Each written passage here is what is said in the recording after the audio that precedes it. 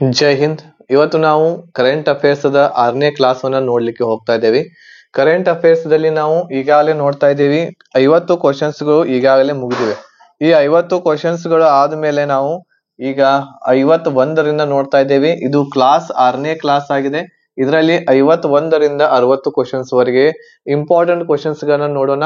ಈ ಎಲ್ಲ ಕ್ವಶನ್ಸ್ ಗಳು ನಿಮ್ಗೆ NTPC ಎಕ್ಸಾಮ್ ಈಗ ಮುಂದೆ ಬರುವಂತಹ ಮತ್ತು RPF ಮತ್ತು ಗ್ರೂಪ್ ಡಿ ಅದರ ಜೊತೆಗೆ SSC GD ಎಕ್ಸಾಮ್ಸ್ ಗೆ ನಿಮ್ಗೆ ಯೂಸ್ ಆಗ್ಲಿಕ್ಕೆ ಹೋಗ್ತಾ ಇದೆ. ಇದು ಕಂಪ್ಲೀಟ್ ಆಗಿ ನಿಮ್ಗೆ ಕನ್ನಡ ಭಾಷೆಯಲ್ಲಿ ಎಲ್ಲ ಸಿಗ್ತಾ ಇದೆ.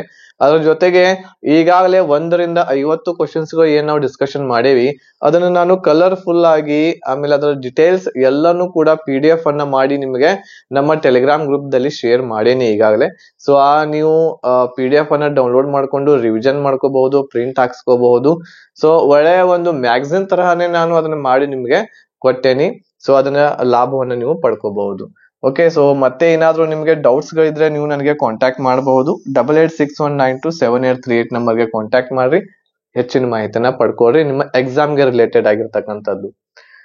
RPF ಕಾನ್ಸ್ಟೇಬಲ್ ಎಕ್ಸಾಮ್ಗೆ ತಯಾರನ್ನ ನಡೆಸುವಂತವರಿಗೆ ಕಂಪ್ಲೀಟ್ ಪ್ಯಾಕೇಜ್ ಅವೈಲೇಬಲ್ ಐತಿ.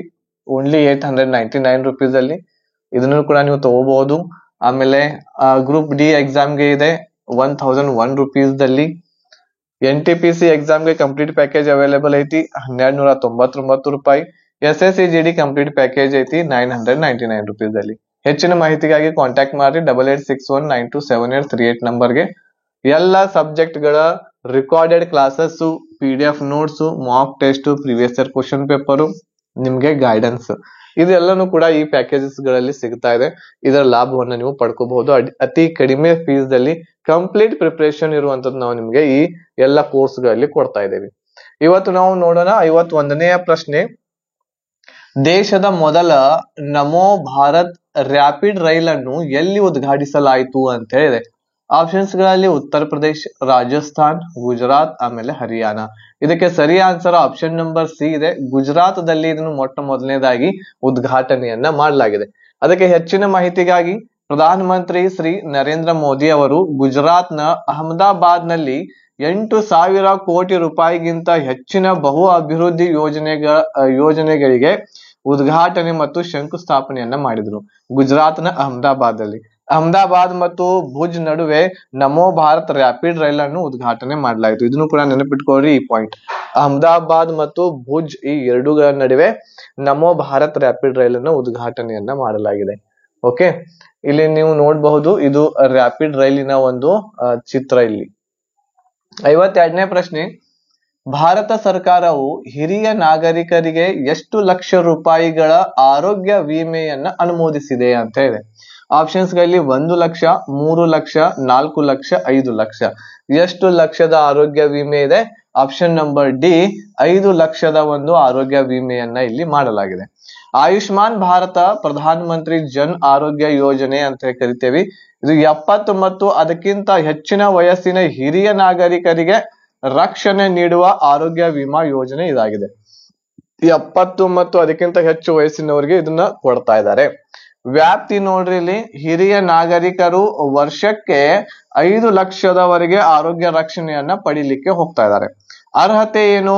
70 ಮತ್ತು ಅದಕ್ಕಿಂತ ಹೆಚ್ಚಿನ ವಯಸ್ಸಿನ ಎಲ್ಲಾ ಹಿರಿಯ ನಾಗರಿಕರು ತಮ್ಮ ಆದಾಯ ಅಥವಾ ಸಾಮಾಜಿಕ ಅಭಿವೃದ್ಧಿ ಸ್ಥಿತಿಯನ್ನು ಲೆಕ್ಕಿಸದೆ ಅರ್ಹರಾಗಿರ್ತಾರೆ. 70 ವರ್ಷಕ್ಕಿಂತ ಹೆಚ್ಚಿರ್ತಕ್ಕಂಥವ್ರು ಇದರ ಲಾಭವನ್ನ ಪಡ್ಕೋಬಹುದು. ಓಕೆ, ಇಲ್ಲಿ ಅದರದ್ದು ಒಂದು ಇನಾಗ್ರೇಷನ್ ನೋಡಬಹುದು. ಆಯುಷ್ಮಾನ್ ಭಾರತ ಪ್ರಧಾನ ಮಂತ್ರಿ ಜನ್ ಆರೋಗ್ಯ ಯೋಜನೆ ಸೀನಿಯರ್ ಸಿಟಿಜನ್ಸ್ ದವರಿಗೆ ಐತಿದು. ಏಜ್ 70 ಮತ್ತು ಅದಕ್ಕಿಂತ ಹೆಚ್ಚು ಇರ್ತಕ್ಕಂಥವ್ರಿಗೆ ಇಲ್ಲಿ ಕೊಡಲಾಗಿದೆ. 53ನೇ ಪ್ರಶ್ನೆ.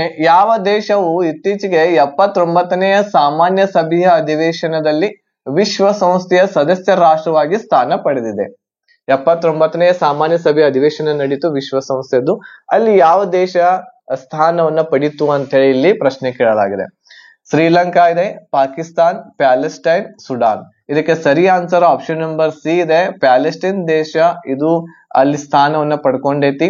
ಅದ್ರ ಬಗ್ಗೆ ಹೇಳೋದಾದ್ರೆ ಸೆಪ್ಟೆಂಬರ್ 2024ರಲ್ಲಿ ನ್ಯೂಯಾರ್ಕ್ ನಲ್ಲಿ ಪ್ರಾರಂಭವಾದ 79ನೆಯ ಜನರಲ್ ಅಸೆಂಬ್ಲಿ ಅಧಿವೇಶನ. ನೋಡ್ರಿ, 79ನೇ ಜನರಲ್ ಅಧಿವೇಶನ ಎಲ್ಲಿ ಆಯ್ತು ಅಂತಂದ್ರೆ ನ್ಯೂಯಾರ್ಕ್ ದಲ್ಲಿ ಪ್ಯಾಲೆಸ್ಟೈನ್ ರಾಜ್ಯವು ಅಂದ್ರೆ ದೇಶವು UN ಸದಸ್ಯ ರಾಷ್ಟ್ರಗಳ ನಡುವೆ ಸ್ಥಾನವನ್ನು ಪಡೆದುಕೊಂಡಿತು. ಪ್ಯಾಲೆಸ್ಟೈನ್ ಇತರ ಸದಸ್ಯ ರಾಷ್ಟ್ರಗಳ ಜೊತೆಯಲ್ಲಿ ಪ್ಯಾಲೆಸ್ಟೈನ್ ಜನರಲ್ ಅಸೆಂಬ್ಲಿ ಹಾಲ್ ನಲ್ಲಿ ಮೊದಲ ಬಾರಿಗೆ ಕುಳಿತುಕೊಂಡಿತ್ತು ಈ ದೇಶ ಅಂತ ಹೇಳಿ ಹೇಳ್ತಾ ಇದ್ದಾರೆ. ಇದು ಪ್ಯಾಲೆಸ್ಟೈನ್ ದೇಶದ ಒಂದು ಚಿತ್ರ ನೋಡ್ಬೋದು ಇಲ್ಲಿ. 54ನೇ ಪ್ರಶ್ನೆ, ಸೆಮಿಕಾನ್ ಇಂಡಿಯಾ 2024 ಅನ್ನು ಪ್ರಧಾನಿ ಮೋದಿ ಎಲ್ಲಿ ಉದ್ಘಾಟಿಸಿದರು ಅಂತ ಇದೆ. ಆಪ್ಷನ್ಸ್ ಗಳಲ್ಲಿ ಗುಜರಾತ್, ತಮಿಳುನಾಡು, ಉತ್ತರ ಪ್ರದೇಶ್, ಹರಿಯಾಣ. ಎಲ್ಲಿ ಇದನ್ನ ಉದ್ಘಾಟನೆ ಮಾಡಲಾಯಿತು? Semicon India 2024. ಇದನ್ನ ಉದ್ಘಾಟನೆ ಮಾಡಿರುವಂತದ್ದು ಆಪ್ಷನ್ ನಂಬರ್ ಸಿ, ಉತ್ತರ ಪ್ರದೇಶದಲ್ಲಿ ಇದನ್ನ ಉದ್ಘಾಟನೆಯನ್ನ ಮಾಡಲಾಗಿದೆ.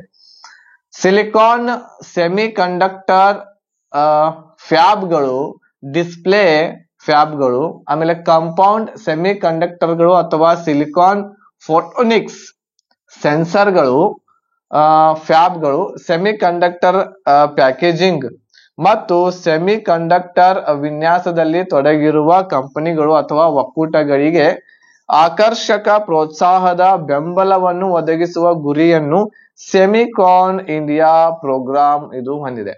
ಇವರಿಗೆ ಈ ಒಂದು ಕಂಪನಿ ಆಗಿರ್ಬಹುದು, ಒಕ್ಕೂಟಗಳಿಗೆ ಆಕರ್ಷಕವಾಗಿರುವಂತಹ ಒಂದು ಪ್ರೋತ್ಸಾಹವನ್ನ, ಬೆಂಬಲವನ್ನ ನೀಡುವ ಸಲುವಾಗಿ ಈ ಒಂದು ಪ್ರೋಗ್ರಾಮ್ ಅನ್ನ ಮಾಡ್ತಾರೆ, ಸೆಮಿಕಾನ್ ಇಂಡಿಯಾ ಅಂತ ಹೇಳಿ ಮಾಡ್ತಾರೆ.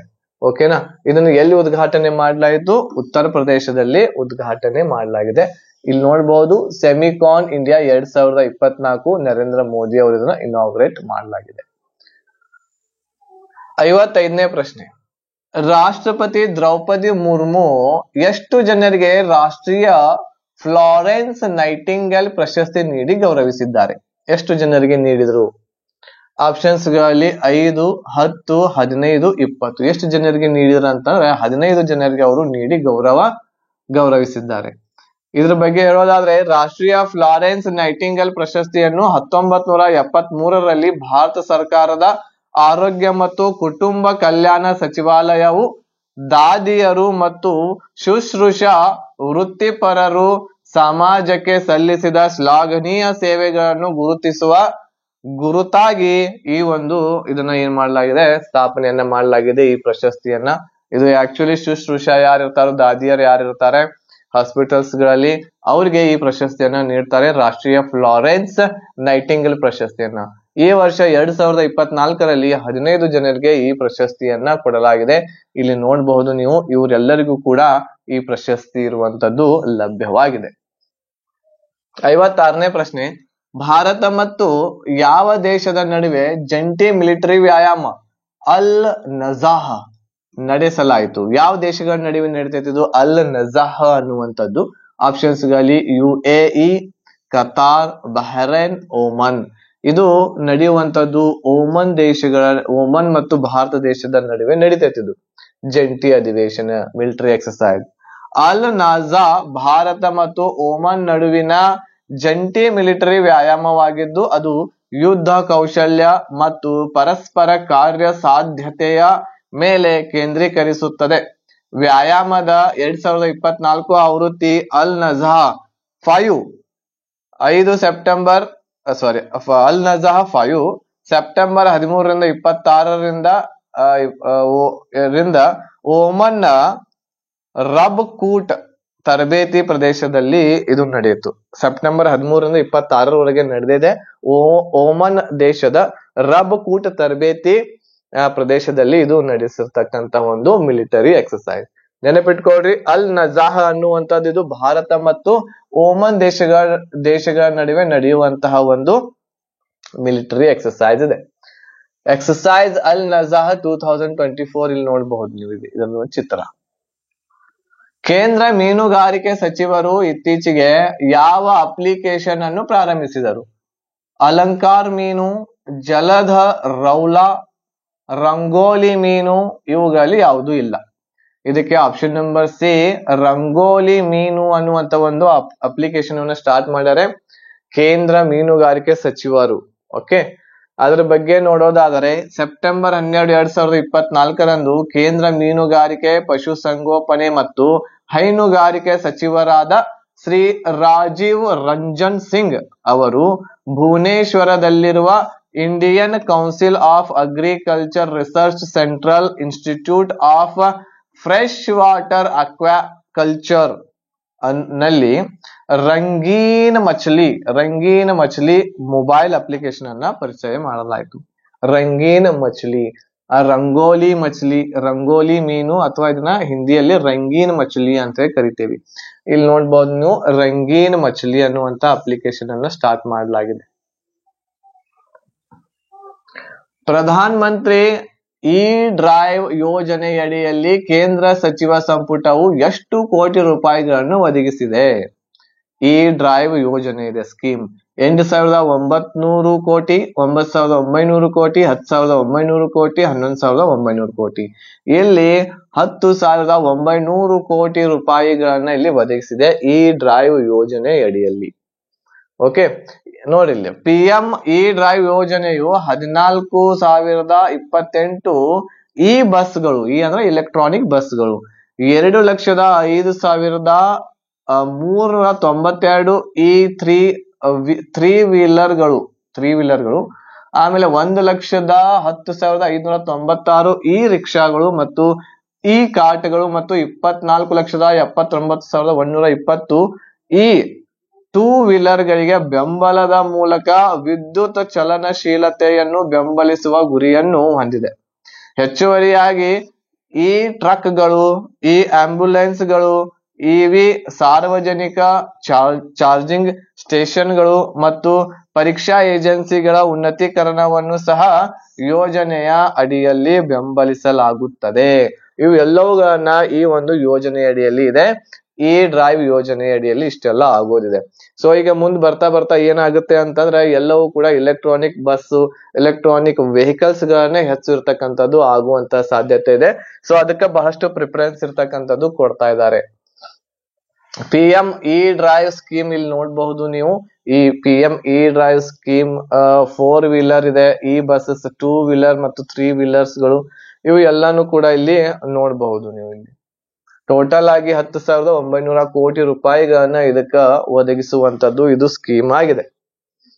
59ನೇ ಪ್ರಶ್ನೆ, ಭಾರತದಲ್ಲಿ ರಾಷ್ಟ್ರೀಯ ಬಾಹ್ಯಾಕಾಶ ದಿನವನ್ನು ಯಾವ ದಿನಾಂಕದಂದು ಆಚರಿಸಲಾಗುತ್ತದೆ? August 21, August 23, August 25, August 26. ಇದನ್ನ ಪ್ರತಿ ವರ್ಷ ಆಗಸ್ಟ್ 23ರಂದು ಆಚರಣೆ ಮಾಡ್ತೇವೆ ನಾವು, ರಾಷ್ಟ್ರೀಯ ಬಾಹ್ಯಾಕಾಶ ದಿನ ಅಂತೇಳಿ. ಬಾಹ್ಯಾಕಾಶ ಪರಿಶೋಧನೆಯಲ್ಲಿ ಭಾರತದ ಸಾಧನೆಗಳನ್ನು ಗೌರವಿಸಲು ಆಗಸ್ಟ್ 23ರಂದು ಭಾರತದಲ್ಲಿ ರಾಷ್ಟ್ರೀಯ ಬಾಹ್ಯಾಕಾಶ ದಿನವನ್ನು ಆಚರಿಸಲಾಗುತ್ತದೆ.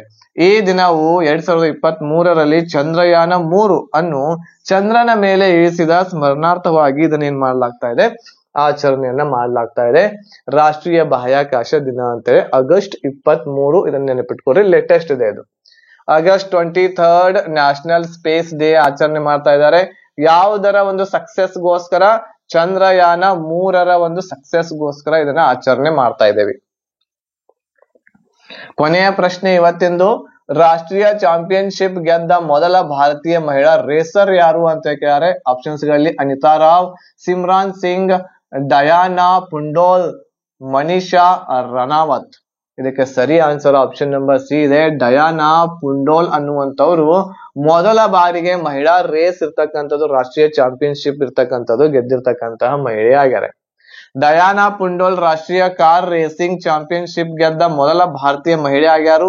ಅವರು 2024ರ MRF, MMSC, FMSCI Indian national car racing championship ನಲ್ಲಿ ಪ್ರಶಸ್ತಿಯನ್ನು ಗೆದ್ದಾರೆ. ಇವ್ರದ್ದು ಫೋಟೋ ಇಲ್ಲಿ ನೀವು ನೋಡಬಹುದು. ಇವರು ಡಯಾನಾ ಪುಂಡೋಲ್ ಅಂತಕ್ಕಂಥವ್ರು, ಇವ್ರದ ಭಾವಚಿತ್ರ ಇಲ್ಲಿ ನೋಡಬಹುದು. ಮೇಕಿಂಗ್ ಇಂಡಿಯಾ ಪ್ರೌಡ್ ಅಂತ ಹೇಳಿ ನಾವು ಹೇಳ್ಬಹುದು. ಓಕೆ, ಸೊ ಇಲ್ಲಿವರೆಗೆ ನಾವು ಇವತ್ತು 10 ಕ್ವಶನ್ಸ್ ಗಳನ್ನ ನೋಡಿದ್ವಿ. ಸೊ ವಿಡಿಯೋ ನಿಮ್ಗೆ ಇಷ್ಟ ಆದ್ರೆ ಲೈಕ್, ಶೇರ್, ಕಮೆಂಟ್ ಮಾಡೋದನ್ನ ಮರಿಬೇಡ್ರಿ.